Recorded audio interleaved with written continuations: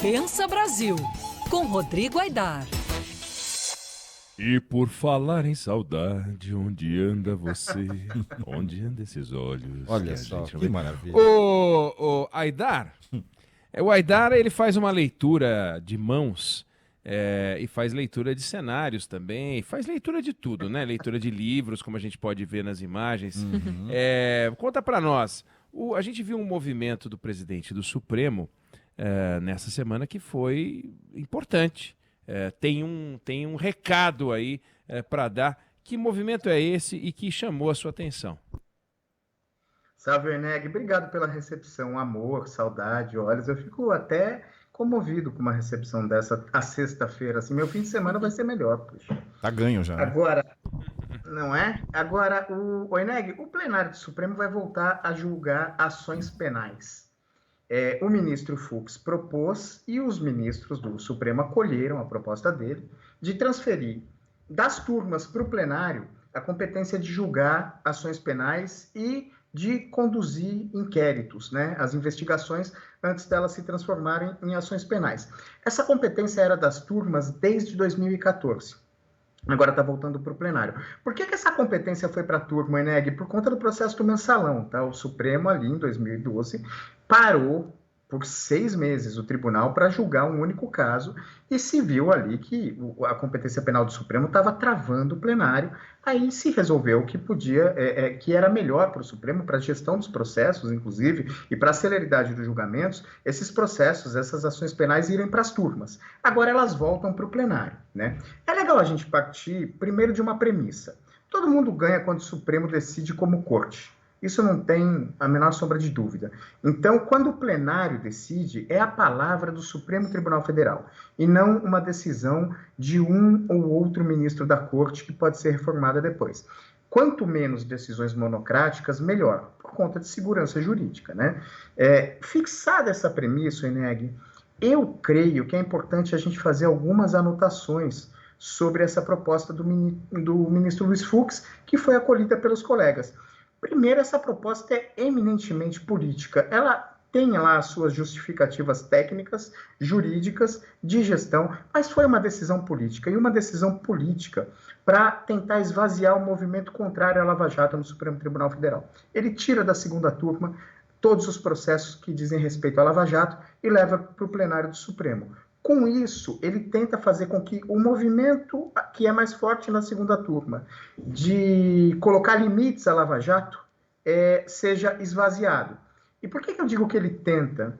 Ele tenta porque a gente tem que esperar para ver se isso vai dar certo, né? É bom não dar de barato que o Supremo vai voltar a chancelar tudo que faz a Lava Jato, como fez principalmente quando quem dava as cartas ali na operação era o ex-juiz Sérgio Moro. Eu não apostaria todas as minhas fichas, porque apesar de haver um movimento bastante que hoje se chama de anti-lavajatista no Supremo e outro lavajatista, o fato é que no plenário tem muitos ministros que não estão compondo nem um time nem outro, e eles podem ser fiéis da balança, tanto a favor como contra a operação. Então a gente precisa esperar para ver. E por que eu digo que é um movimento político, né? Se você for buscar coerência técnica e jurídica, fica um pouco difícil de encontrar o Eneg por alguns motivos. Eu vou dizer a leitura que eu fiz disso, né? Primeiro, está dizendo que pode ajudar a combater o monocratismo, o excesso de decisões individuais monocráticas dos ministros. Isso não combina, Eneg, pelo seguinte, porque no que interessa, os ministros podem continuar dando liminar à vontade. A proposta do ministro Marco Aurélio de colocar uma emenda regimental, uma norma no regimento do Supremo, para impedir que ministros dessem decisões monocráticas em casos que digam respeito a atribuições dos outros dois poderes, funcionaria muito melhor, seria muito mais efetiva do que essa. Outro motivo que é bom para não haver divergência entre as turmas. Também não precisaria transferir a competência para o plenário por conta disso, porque se uma turma decide A, a outra decide B, pode-se colocar no regimento um adendo, um dispositivo, que diga que, neste caso, o processo vai automaticamente para o plenário. E aí o Supremo dá a palavra e as turmas passam a aplicar. E tem outro ponto aqui, Eneg, fosse essa a real preocupação, tinha que transferir os habeas corpus. cujo julgamento é nas turmas, para o plenário do Supremo, porque não há outro processo no Supremo que haja tanta divergência entre as turmas como no julgamento de habeas corpus. As divergências são semanais, porque os julgamentos das turmas são semanais. Fossem julgamentos diários, as divergências iam ser diárias. É só a gente dar uma olhada na pauta do tribunal. Tem um outro ponto, Eneg, que a pauta do plenário está mais vazia.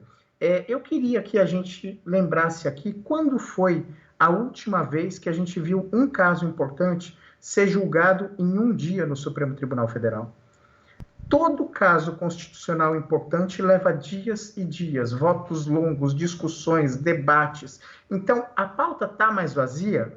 Está um pouco mais vazia do que já teve, mas ainda assim, tem hoje na pauta do plenário, Eneg, os dados são de hoje, 942 processos pautados, 424 deles no plenário presencial, não no plenário virtual, 518 no plenário virtual. Então, são 424 processos pautados no plenário, que mostra que vazia, essa pauta não está.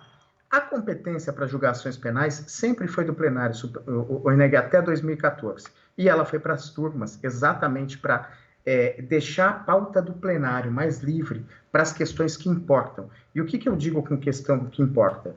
Não é importante, então, julgar ações penais contra parlamentares? Claro que é importante, eu não estou querendo dizer isso, né? Agora, a gente vai ver o Supremo, o plenário, discutindo o crime de peculato de um deputado do baixo clero por dias a fio, escreve o que eu estou dizendo, em vez de julgar as questões econômicas relevantes, de direito fundamental, como, por exemplo, se o presidente precisa ou não do aval do Congresso para vender as refinarias da Petrobras. O que é mais importante? Uma questão dessa, uma discussão desse quilate ou crime de peculato de um deputado do baixo clero?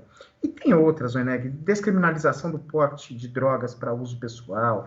A gente pode falar sobre as questões de laicidade do Estado. Está na pauta do Supremo, por exemplo, um processo em que uma servidora pública diz que não pode trabalhar aos sábados entre o pôr do sol da sexta-feira e o pôr do sol dos sábados por conta da religião. Essa é uma questão constitucional raiz, digamos assim, né? Então, assim, esse tipo de coisa, liberdade de expressão, não deixa de ser contraditório, Eneg, que o ministro Fux tenha assumido o Supremo com o discurso de que ia retomar a vocação constitucional da Corte e traga de novo para o plenário as ações penais. Eu espero estar errado, mas eu enxergo um erro nessa decisão. Eu creio que a gente ainda vai ver o plenário do Supremo deixar de julgar questões constitucionais relevantes para ficar julgando por dias a fio casos penais que, na minha opinião, estavam muito bem guardados nas turmas do Supremo.